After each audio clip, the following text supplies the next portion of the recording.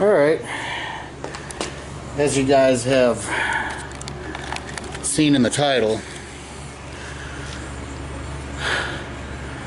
let's go over and let's analyze what actually went wrong with putting this patch in. So what what I'm going to do now is we're just going to go ahead and we're going to get a new door skin and replace the skin on this, which I kind of figured we were probably going to have to do, but yeah, why not get a little bit of welding experience in and, you know, see whether or not I could actually do it. Obviously we couldn't do it, or I couldn't do it, but let's go over the door and let's see what happened. Let's analyze, you know, what we could have done better. Should we have just gotten a door skin and just kind of saved ourselves the time and the effort on doing this? Me personally, I don't think so. I actually, well, considering about the amount of gas that I used, but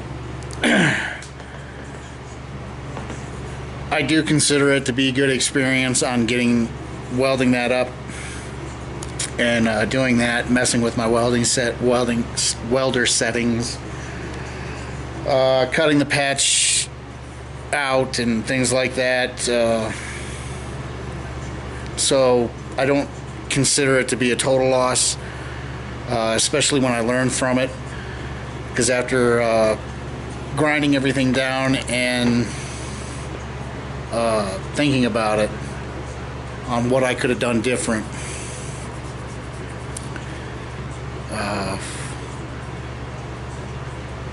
you know, it's a good learning experience. You know, makes you humble too. You know, and it also gets you better at what you're doing. So let's analyze this. Let's take a good look at what happened, what we did, and what went wrong.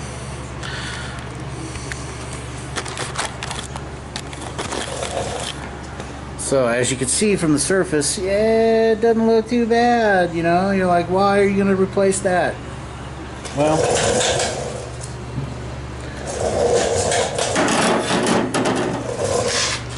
that's why.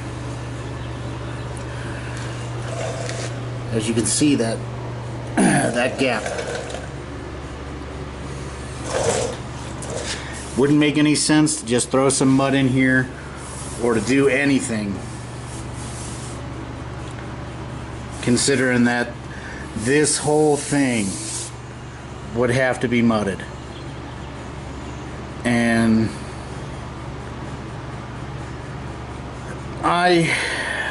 if I were to mud that, I mean, yeah, you can do that. Yeah, sure, no problem. Let's throw some mud on it. It's going to be about that thick. Yeah, you can do that. I'm not going to, because I would sit there and I would constantly think about that every day. Once that thing's back together, I would constantly be thinking about that door. Damn, I put a lot of mud on that, put a lot of mud on that, and it's to me, it's just gonna be in the back of my mind all the freaking time. You know, a little bit like that piece that I put over there around that wheel well. I am probably never gonna forget that. That was a pain in the ass,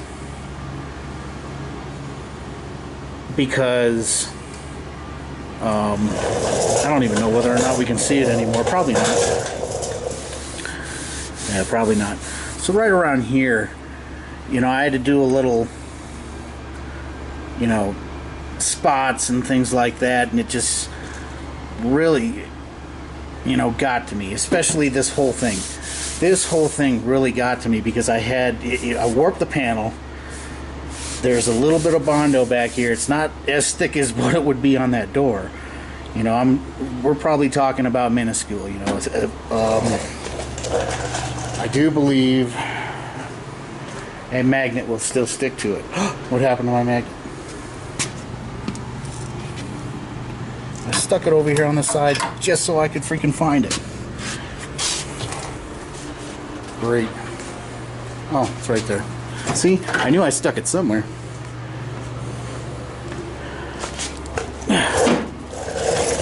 See, it'll still stick. So I know, you know, the Bondo's not really that thick. Compared to if I were to put it on that, I don't think this thing's going to stick to it. Put that back where I can't find it again. But I think that's really going to nag me knowing that that's still there. So if we ever, I do plan on keeping this for a long freaking time, hopefully. But if we ever do come back to it, you know, I'm not going to have to replace the floors or anything like that. But one day I would like to attack the rockers, because I don't like how those turned out. I don't like how the rockers turned out. There's a couple pieces underneath that I don't like how those turned out. So if I ever, you know, if I keep this long enough to where I'm going to really take it apart, I won't have to buy any of this stuff. I won't have to buy the roof. I won't have to buy the seats, get the seats done. You know, I could just take all of this stuff out, take the fenders back off. I won't have to do anything to the fenders. I won't have to repaint it, you know, because I may end up doing all that stuff probably when I pull that motor. So, God willing, I'll still have that. So let's get back to the door. So if we look, okay, yeah, the gap does get smaller.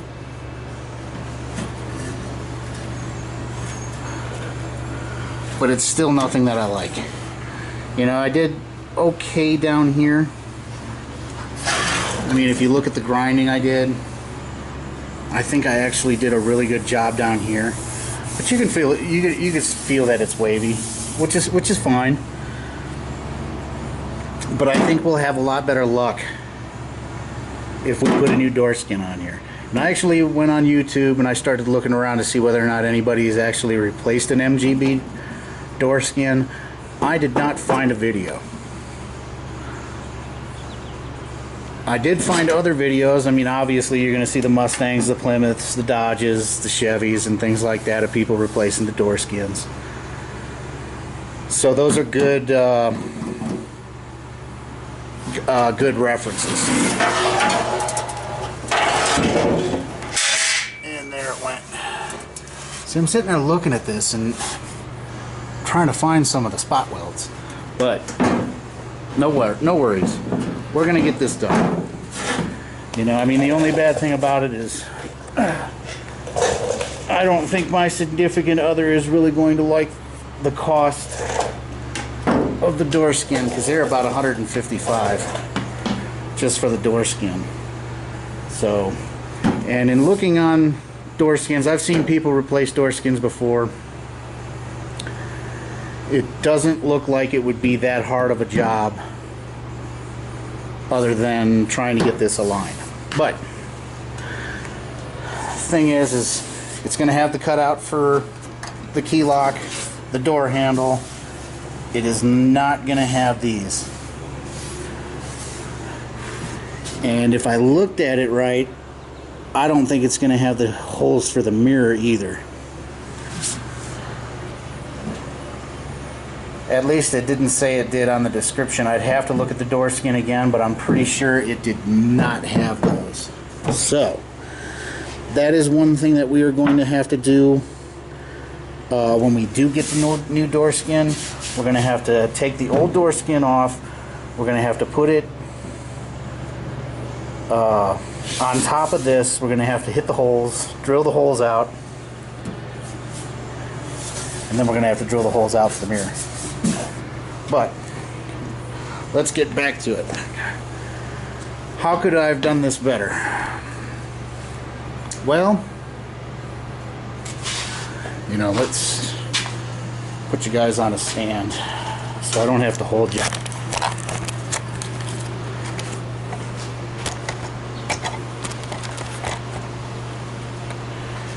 What I'm thinking about doing is I will probably, let me put that on there right.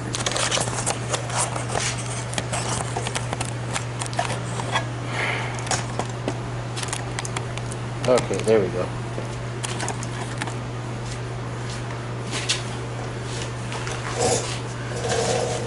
I will probably still try to put that patch on that door. We will see how that turns out. So depending on how that one turns out, that'll depend on whether or not we buy 2 door skins instead of 1. So let's go over this. How could I have done this door better? Well, I was sitting there thinking maybe I could have done the door skin a little bit better if I flange welded it. However, I would have had to flange weld this, the patch. I would have had to have been extremely precise on my cut, on cutting this door, and then cutting the patch panel. I would have had to have been really, really precise, because I think it's a 1/2 inch, so I would have had to have I would have had to cut that metal out and constantly measured how far away. Okay, I'm this far away, I need to be, you know, a 1/2 inch in. And then I would have had to have put that panel on once I was good with that panel, and we're talking, you know, that's a lot of work. But it can be done if you have the patience and you've got the time. I've got the time, but I really don't have the patience too much to do all that. Because once you mess that up, that's it. You know, you got to redo it. The other thing that I could have done is I could have taken it all the way to the edge here and actually made, you know, actually made a door skin. That way I would have actually been able to get the curve of the door.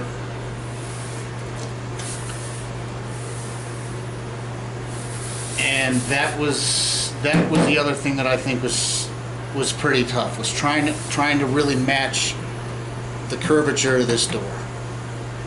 You know, if you had a flat surface or something like that, it probably would have been okay, but you know, this is, you know, you got a curvature of the door, so it's a little bit harder to match. Maybe I went ahead a little bit too much and cut the patch out too quick, and maybe I should have shaped the metal with the original metal on here. That could have been an idea. But I wanted to let you know that's what I'm going to do. We are going to get a door skin for this. You know, like I said, this thing was freaking, out of the 98 holes I had to punch out on this thing or tack weld into it, this door was basically Swiss cheese. So, you know, and I think in one of my videos earlier I said, let's try to patch it, let's see how it goes, and if all else fails, you know, we'll just get a door patch for it, or the door skin for it. And I'm pretty sure I said I really didn't want to do that, but you know, let's give it a try, you know. So that will be in store for this. The driver's side door will now get a new door skin. So I will show that entire process once I get the door skin. A little bit of a word of wise to you, you know, and I mean, even the key lock didn't even look right when I was doing this. So I mean, But a little bit of a word to the wise, cars get expensive. Which, if you don't want to spend money on your car, don't get into something like this. It's not that I'm dreading, I mean, $150 to get the new door skin. Okay, it's something that I really didn't want to do, something I really didn't want to pay for, but $150 knowing that the curve is going to be right and I'm not going to have any problems with it. It's going to be completely perfect up here. There's going to be no highs and lows except for maybe around when I've got to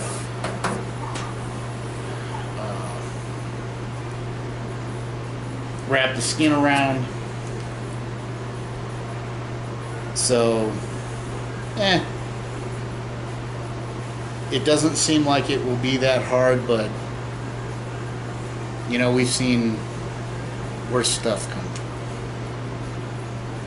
So that was worth the shot. Why not take the shot, see what happens, because door skins are available. And if I really want to, you know, like I said, I've looked up and went to go see how much I can get a door for. I can get them out on eBay, but I'm looking at $200 to $400 plus about $75 to $100 for shipping. Not knowing what that door is going to have.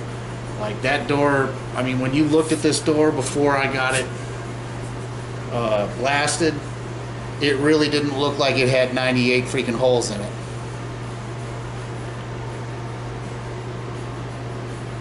And even when I did it, when I sanded it and put all that stuff on it, I kind of figured, I was like, all right, I'll just leave it like that.